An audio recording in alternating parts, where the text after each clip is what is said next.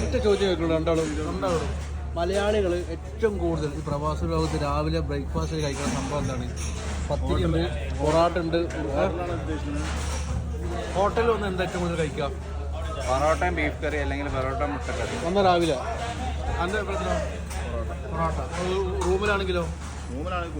കുബൂസും may be വേറൊരു കാര്യം എന്ന് പറഞ്ഞാൽ രാവിലെ മോർണിംഗിൽ 90% ആൾക്കാരും റൂമിൽ നിന്ന് ഫുഡ് കഴിക്കാറില്ല എന്നുള്ളതൊരു യാഥാർത്ഥ്യമാണ്.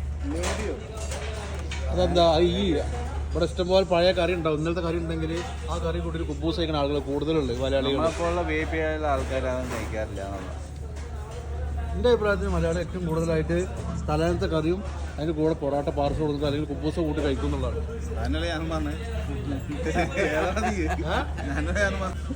അഞ്ച് ബ്രേക്ക്ഫാസ്റ്റ് കഴിക്കാത്ത വ്യക്തിയല്ലേ ലൈഫിൽ? അപ്പോൾ 1 മണിക്ക് ഭക്ഷണം കഴിക്കുക, 12 മണിക്ക്.